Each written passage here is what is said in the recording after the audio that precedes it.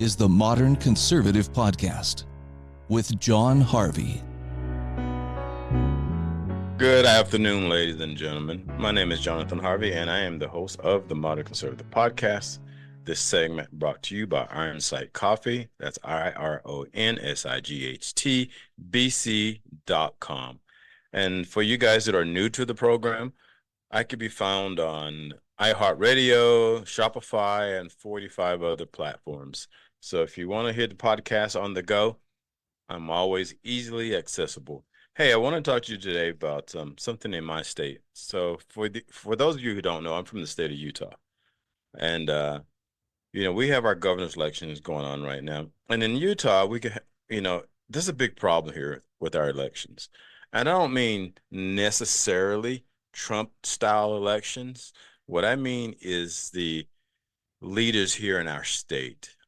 We do some things here that's completely backwards. For example, if you're the governor and you are the lieutenant governor, they run the elections in the state of Utah. Now, you say to yourself, how is that possible? Because how can a governor or the lieutenant governor control the elections that they are participating in?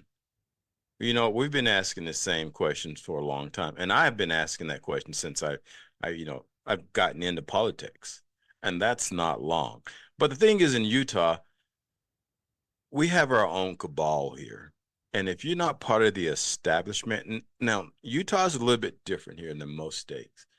Utah was founded by the Mormon religion, and this is not knocking the Mormon religion, but people get caught up in the facade of the Mormon religion, thinking everybody who practices that faith has good intention. I've always said this about the color of my skin, because a politician has the same color of my skin doesn't mean he always have my best interest in heart. And that goes to the same pathway of religion, or any religion, or the Mormon religion. Power and corruption ruins all. And this is what it's about. It's the power and the corruption in our state. The reason why the state decided to implement a law in 2014, it is so that they can guarantee themselves success in an election. Because here in Utah, we have what's called a convention, and a lot of states have conventions. So in our state convention, there's 4,000 delegates chosen from around the state. Now, in the convention, the delegates vote for the candidates, and those 4,000 delegates represent those of us of the state of Utah. So, for example, this year, Spencer Cox, and I'm sure you probably heard that name, Spencer Cox is the governor of the state of Utah. In convention, Spencer Cox lost. That's right, a sitting governor who's running against Phil Lyman, which is an absolutely staunch conservative the way we like him. This man is a conservative. There is no two ways about it. He doesn't pretend to be anything other than. As a matter of fact, if you don't know who Phil Lyman is, look him up when he was the Sanpete County Commissioner. He went to jail for what he believed in, and Donald Trump pardoned him, which ironically, he hasn't gotten a Donald Trump endorsement, which is kind of strange, but that's a story in itself. But Lyman beat Cox in convention by 67%, which means in most conventions in a lot of states that Cox would no longer be the next governor. His term would end at the end of this year. But that's not what happens in Utah. So though Cox got beat in convention handedly, he still most likely would be the governor continuing forward for 4 more years. Now, you may ask the question, how is that so? Well, in 2014, the former governor, present governor, and others decided we need to have a way so if we got our ass beat in convention, we still can be in the primaries. And that's what's now touted as SB 54. So what SB 54 does, it says, hey, look, just in case you get your ass beat in convention, there is a gateway for you to stay in the election. And that is SB 54. And what SB 54 does, primarily it says you have to go out and get X amount of signatures. Once you receive X amount of signatures, no matter what happens in convention, you're still going to the primary. Now, you're going to have two candidates in the primary, Phil Lyman, who actually legitimately earned his way to be in the primary, but Cox is in the primary as well. In the Republican primary, put it that way, Cox is still in the game, even though he lost in convention. So you would say, I mean, a normal mind would say, then what's the point of having a convention? I've said that same so many times myself. What is the point of having convention? Well, the point of the convention was for a true and fair election voted for by the delegates of the states. That's primarily what a true and fair election is. The convention format for us in Utah has been what's been working for a long time. And this is how we can get rid of bad politicians as well, through the convention. So if 4,000 delegates say, hey, dude, your first 4 years was shitty, it's time for you to go, you have a way of getting rid of him, and those delegates can vote him out. Well, that happened here, but it just didn't work. We still didn't get rid of him because of SB 54. But not only that, the lieutenant governor oversees the election rules and procedures in the state of Utah. And she's in this election as well. If Cox was done, so was the lieutenant governor. But does not work that way in Utah. And my Utah listeners know exactly what I'm talking about, because most of them deal with this every single election season. We've been trying to get rid of SB 54 at least 5 years since I've been in it. That's 5 years. Let me change that. 4.5 years, to be more precise. But the thing is, it's got to go, and this is what keeps the state corrupt. It really does. And I cannot press to the listeners of Utah any profoundly that we've got to get rid of SB 54, because here's the problem. You have to seize the moment now. The moderates in the state of Utah hate Spencer Cox for the most part. A lot of them hate Spencer Cox. Look, I'm thinking about voting for the Democrat. And people say, why in the hell will you do that? I said, because the Republican Party in the state of Utah think we are sheep. And if you keep voting for a bad politician, you are that sheep. We call the Democrats sheep, but yet if we keep marching in line the same way we've been doing for so many years, you are the sheep. They've got to earn your vote. They got to take your vote away from the Democrats. Because, look, think about it, people. Think about this. Really think about it. In the state of Utah, we have a Democratic governor anyway. There's no difference from him than the Democratic nominee right now that's running for the governor, which is Brian King. There's no difference. But the only difference is I know Brian King is a Democrat. He's not trying to use me for my vote because I'm a Republican. In the state of Utah, he knows that's not likely to happen. But on the opposing side, the incumbents also know that's not going to happen. It's time to throw some stink in the tank. We have to let them know that, hey, look, if you don't play by our rules, we will go to the other side. And eventually, you will be out of power. People say, how are you going to get them in power? Get them out of power. Because they realize one day the Democrats will become more and more powerful against the Republican Party in the state of Utah. And then we can probably do a reset. But until then, you keep trying to run against the people that's in power, you're going to keep losing. This last convention, this last election should be the first thing to open up your damn mind. Nothing else should matter in the state of Utah.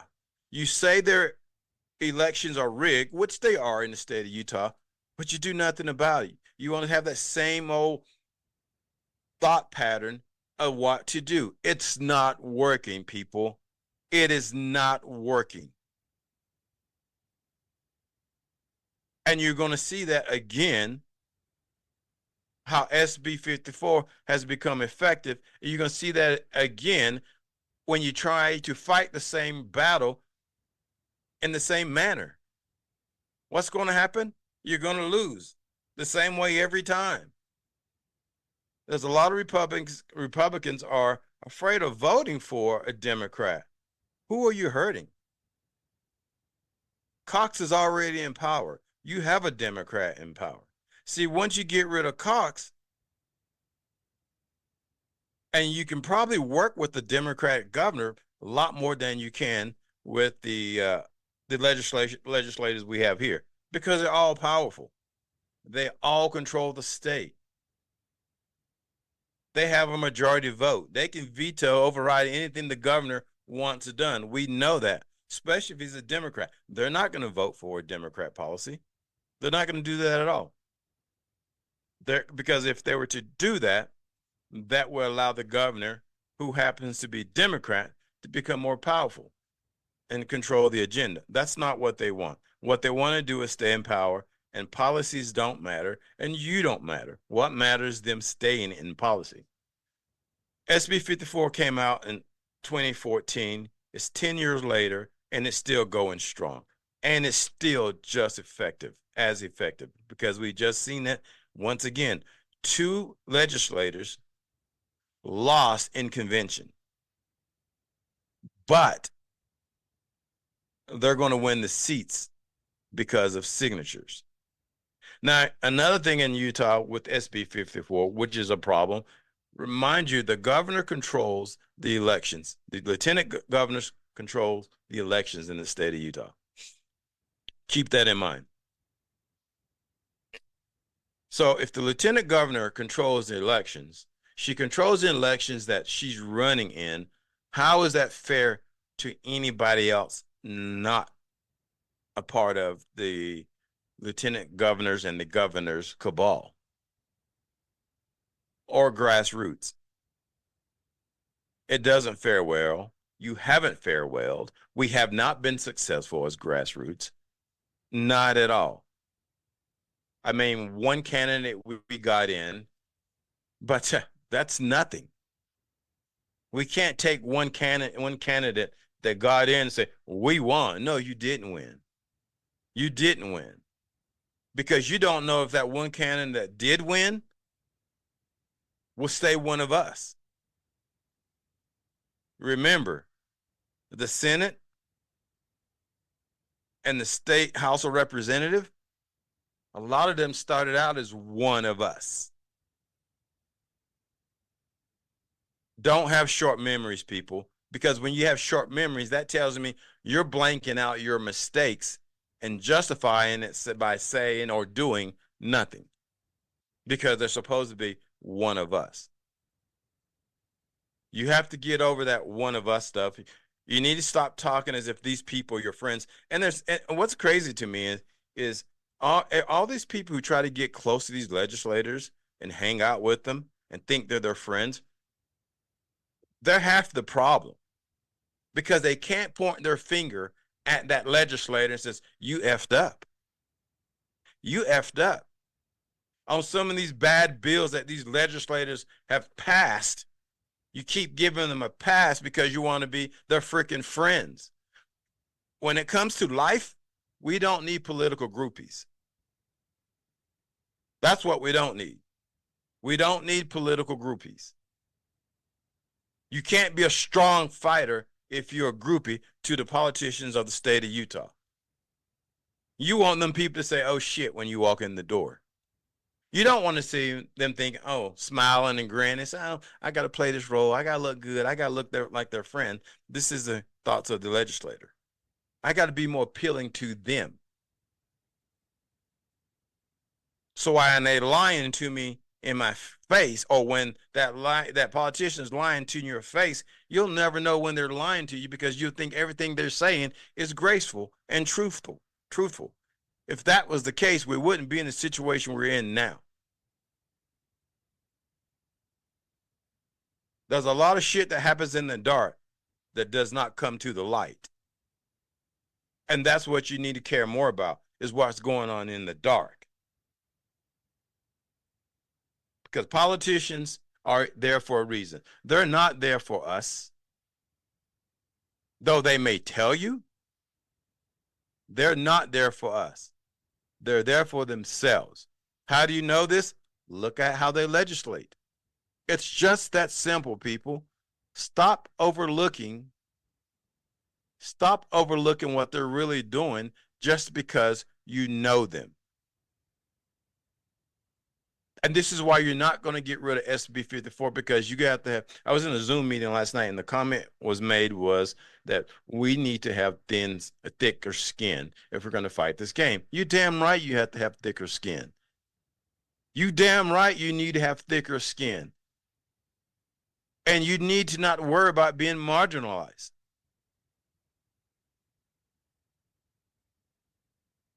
Because the moment you have this wimpy attitude and this emotional attitude, and we love everybody and everybody should be treating equal, the devil doesn't think the same way you do, because he's figuring out how to use that to your disadvantage. See, that's how the devil works. What you think is strength, he learned how to use it as you take it and use it against you. You know, we're already in tough times in this country already. And what we don't need is weak people. We don't need people trying to climb up to politicians and not think that, well, we don't need a bunch of people thinking it's okay here in the Graceland. That's not what we need, because the truth is that's not what's going on. But back to SB 54. SB 54 is an evil bill. It keeps evil in office. And I will tell you this, in Utah, and everybody from Utah that's listening to me, they know this is one hell of a corrupt state. People always ask you about the Mormons. What do they eat? What do they wear? Especially my family from back east. What do they wear? You know, are they just like us? I tell my mother would ask me that question all the time. So, mother, they're just like us. Only thing that makes them different from us is their religion. That is the only thing that makes them different. And even though some of us don't practice that religion, it's still their religion. They have a right to believe whatever they want. And I tell her also that, you know, but that's sometimes a problem in here for those that are using the Mormon facade in politics. Because a lot of these guys in politics want to come off as, oh yeah, I'm holier than thou, I'm a devout Mormon, and which is a bald-faced lie. And for those who don't know this about politics, they go along with these guys, these politicians. Hence the reason why we have SB 54. The people in Utah do not heavily practice politics as a whole in this state. As a whole, it's basically it's an echo chamber of grassroots people that we try to be effective in the legislation. But it's hard to do when people keep doing the same damn thing. We can't win this battle if we don't change our game. And I'm telling you right now, voting for Democrat for governor. Now, I will say this. Let me back up for a second. I learned some things last night in a meeting. I don't think we're at that point right now. Because I think we've got something new coming that might be effective. I've got to make a couple phone calls, so hold that thought on voting for a Democrat right now. We've got a little bit of time. But I'm telling you, I'm just so sick of Spencer Cox. I am so sick of that shiny forehead man that I almost rather say I'd rather have a Democrat than him. Because like I stated before, a Democrat, he is who he is, you know. And here's another thing with politics. You get in this state, you get Democrats running as a Republican, but you don't have Republicans running as Democrats. And the reason that is in this state is because this state is truly, now, it's not the most conservative state in the country, but it is ran by mostly the Senate and the House, which are the super majority in both parties, in both houses, the Senate and the House. They are the super majority. But that being said, you know, we're not the most conservative. We're not. If you look at some of our bills in the past 2 to 4 years that's been passed through the legislation, or some of the fights we have to deal with, they're all DEI or something about race, and you know, but it's or kids in school, girls and boys and girl sports, all the crazy shit that's going on in the rest of the world, it goes on here. And believe it or not, it goes on here a lot more rampant than other states. They're supposed to be, even purple states. We haven't got to be purple yet, but we're damn near close to it. But I'm telling you this right now, people, those of you outside of the state of Utah, if you ever hear that we're one of the most conservative states in the country, that's a lie. That's a lie. People tout that and believe that, but it's not true. Look at some of the interviews with Spencer Cox, or interviews of Spencer Cox. For example, Tucker Carlson. For example, Glenn Beck. And Sean Hannity actually had made comments on what the hell is going on in Utah. Utah is changing rapidly. Very, very rapidly. We've gone to, I say, for people who don't live here, for example, the church has a lot of influence, which actually is what made us really, really conservative. When the church was involved in some issues, it made it really, really conservative.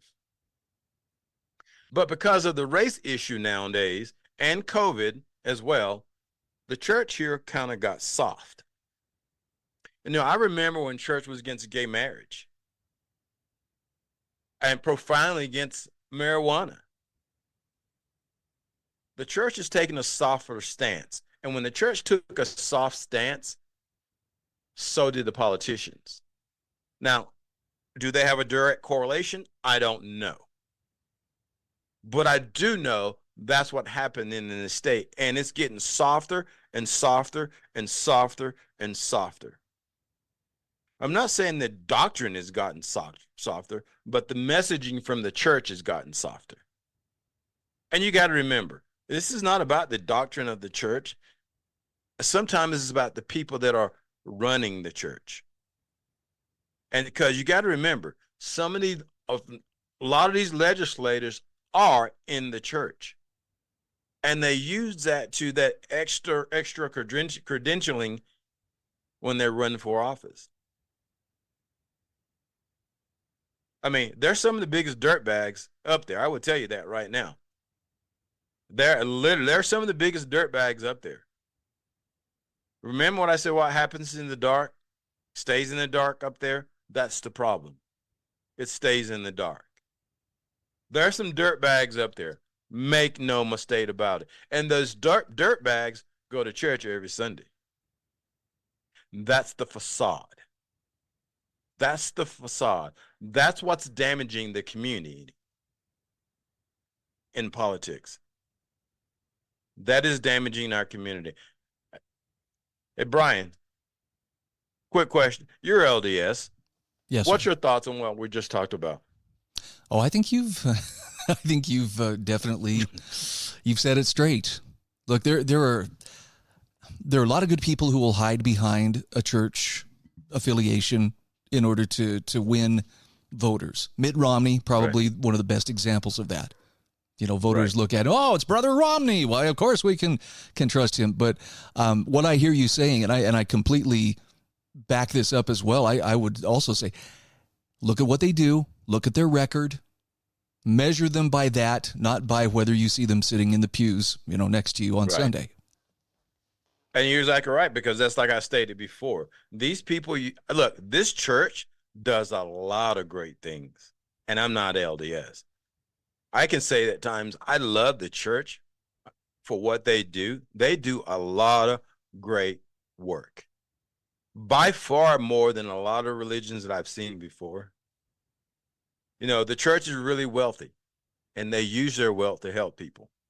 If you don't live in this state, I don't want to sound like an LDS, testimony, but I'm telling you, if you live in this state, they actually can do more than a lot of the state agencies do.